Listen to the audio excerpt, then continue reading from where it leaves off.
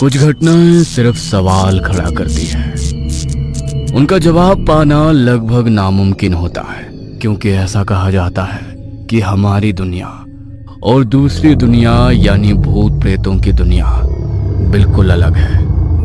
उस दुनिया में सिर्फ सवाल होते हैं, कोई जवाब नहीं होता, क्योंकि जवाब खोजने की हिम्मत कोई नहीं कर पाता। यह घटना कई साल पहले बिहार के एक छोटे से गांव में हुई थी, जहां खेतों की सिंचाई के लिए आज की तरह मोटर या बोरिंग नहीं थी, बल्कि पूरा गांव सरकारी नाले के पानी पर ही निर्भर था। और सबसे बड़ी परेशानी ये थी कि दिन के समय उस नाले में पानी बहुत ही कम आता था, इतना कम कि उससे खेतों की सिंचाई करना लगभग नामुमकिन था। इसलिए गांव के किसान मजबूरी में रात के समय अपने खेतों में पानी देने जाते थे, क्योंकि उस समय नाले में पानी का बहाव थोड़ा तेज होता था। उसी गांव में रामेश्वर नाम का एक किसान अपनी पत्नी सीता के साथ रहता था। दोनों बहुत मेहनती थे, दिन भर खेत में काम करते और रात में जब जरूरत पड़ती तो बिना थके खेतों पर पहुंच जाते, क्योंकि उनकी गेहूं की फसल इस समय बहुत नाजुक हालत में थी और अगर फसल को समय पर पानी नहीं मिला तो महीनों की मेहनत बर्बाद हो सकती थी। उस रात भी कुछ ऐसा ही था। रात के करीब 8 बजे थे। गांव धीरे धीरे शांत हो चुका था, घरों के दरवाजे बंद हो रहे थे और लोग अपने अपने बिस्तरों में जा चुके थे।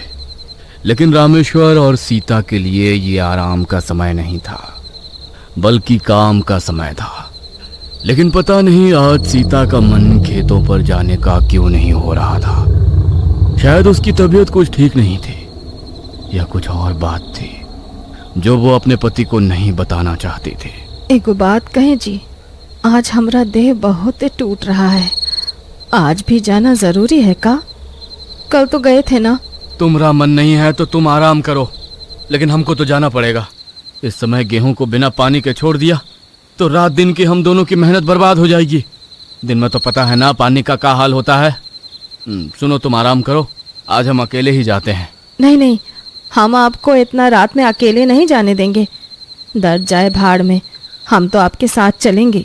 उन दोनों ने बस एक नज़र अपने सोते हुए बच्चे पर डाली और फिर चुपचाप टॉर्च उठा ली और निकल पड़े खेत की ओर। रामेश्वर और सीता टॉर्च की रोशनी में बढ़े जा रहे थे।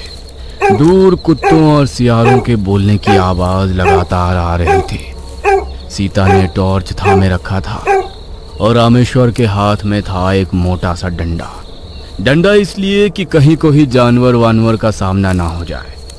उनके खेत की एक खास बात थी जो पूरे गांव में चर्चा का विषय भी रहती थी, और वो ये थी कि उनका खेत गांव के पुराने कब्रिस्तान के बिल्कुल पास था और वहां एक आम का पेड़ भी था।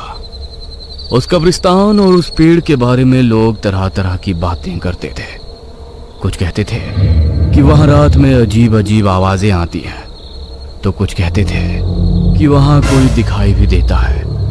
कोई कहता है किसी ने उसे रात को पकड़ लिया था, तो कोई कहता कि कोई साया उनसे बीड़ी मांगता है। लेकिन रामेश्वर हमेशा इन बातों को बेकार समझकर नजरअंदाज कर देता, क्योंकि वो तो ना जाने कितनी बार उस रास्ते से गुजरा है। जैसे जैसे वो खेत की ओर बढ़ रहे थे, रात और गहराती जा रही थी। हवा में थोड़ी ठंडक थी। अचानक उन दोनों को कुत्तों के रोने की आवाज आने लगी। कुछ देर पहले जो कुत्ते भौंक रहे थे, उन्होंने बहुत ही अजीब तरीके से रोना शुरू कर दिया था। हमको ना ये जगह बिल्कुल अच्छी नहीं लगती, खासकर रात में तो और भी डर लगता है। रात काम के लिए थोड़ी ना होता है, रात तो भूत प्रेतों के लिए होता है। तुम भी ना हर चीजें में भूत प्रेत ढूंढ लेती हो। अरे कुछ नहीं होता ही साहब। हम लोग कितनी बार यहाँ आए हैं, बोलो कितनी बार आए हैं, दिन को भी रात को भी। करीब आधे घंटे में दोनों खेत पर पहुंच गए। उस समय नाली में पानी बहुत कम था, इसलिए उन्होंने पहले थोड़ी देर इंतजार किया। धीरे धीरे पानी का बहाव बढ़ने लगा। जैसे ही पानी का बहाव बढ़ा, उन्होंने अपनी क्यारियों में पानी छोड़ना शुरू कर दिया। सब कुछ सामान्य लग रहा था, जैसे हर रोज होता था। लेकिन उस दिन सब कुछ सामान्य कहाँ रहने वाला था। रात जैसे जैसे और काली और गहरी हो रही थी, वैसे वैसे माहौल भी बदलने लगा। सन्नाटा और भारी हो गया। हवा की आवाज भी अब अजीब लगने लगी थी। करीब आधा घंटा बीतने के बाद अचानक उन्हें लगा कि पानी फिर कम हो गया है। क्यारियों में पानी ठीक से नहीं पहुंच रहा था। ए सीता, लगता है नाले में कहीं दिक्कत हो गई है रे। तू यहीं रुक, हम देख कर आते हैं। ठीक है, लेकिन जल्दी आना, हमको अकेले बहुत डर लगता है जी। रामेश्वर टॉर्च लेकर नाले की तरफ बढ़ा। जैसे जैसे वो आगे बढ़ रहा था, उसे अजीब सा एहसास होने लगा, जैसे कोई उसे देख रहा हो और उसके पीछे चल रहा है। लेकिन उसने इसे नजरअंदाज किया और आगे बढ़ता गया। कुछ दूर जाने पर उसने देखा कि नाला एक जगह से टूट गया था और पानी बगल वाले खेत में जा रहा था। उसने तुरंत मिट्टी उठाकर उस जगह को बंद करना शुरू किया। लेकिन जैसे ही उसने मिट्टी डालकर काम खत्म किया और पीछे मुड़ने के लिए खड़ा हुआ, उसी पल उसे ऐसा महसूस हुआ जैसे उसके बिल्कुल पीछे फिर कोई खड़ा हो। वो उसकी सांसें तक महसूस कर सकता था, क्योंकि उसकी सांसें साधारण नहीं थी, एकदम तेज थी। ऐसा कि लगता था कोई जानवर गुर्रा रहा हो। रामेश्वर का दिल तेजी से धड़कने लगा। उसे लगा कि कहीं कोई जानवर तो नहीं आ गया। उसने धीरे धीरे मुड़कर पीछे देखा, लेकिन वहां कोई नहीं था।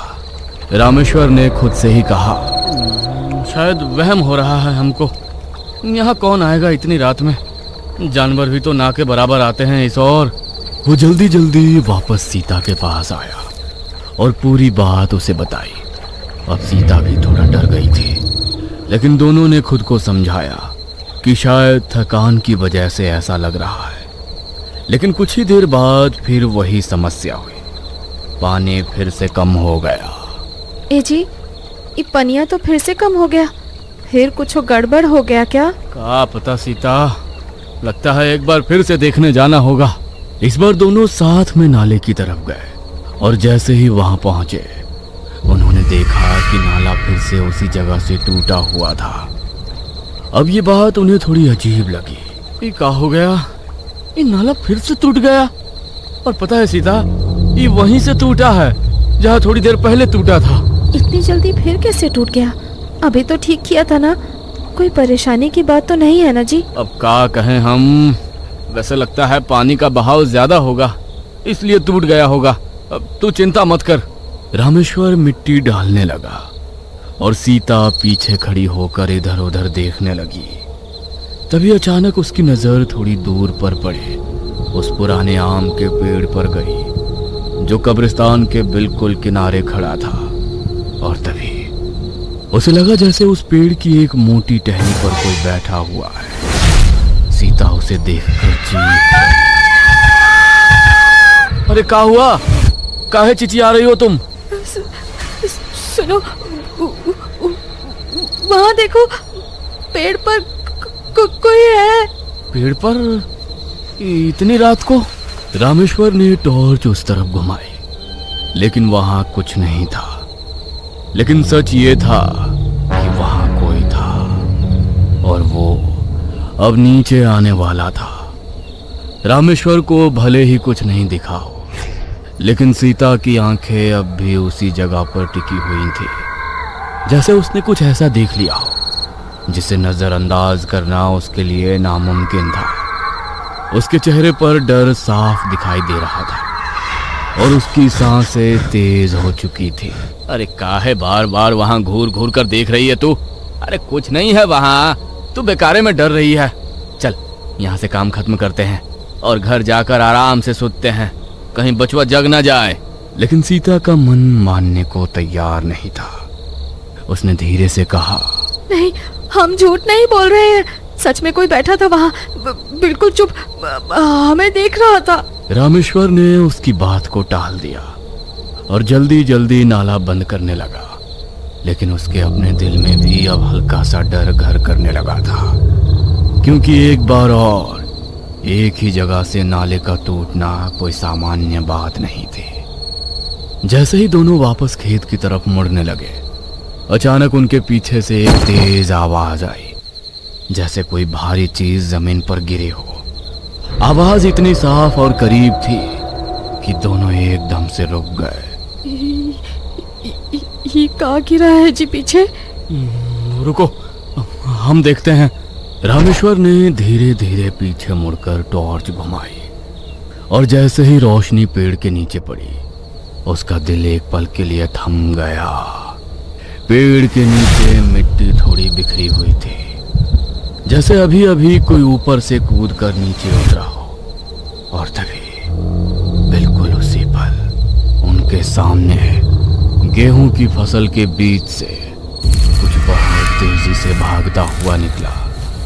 रामेश्वर जोर से चिल्लाया, अबे कौन है बे? कौन है वहां?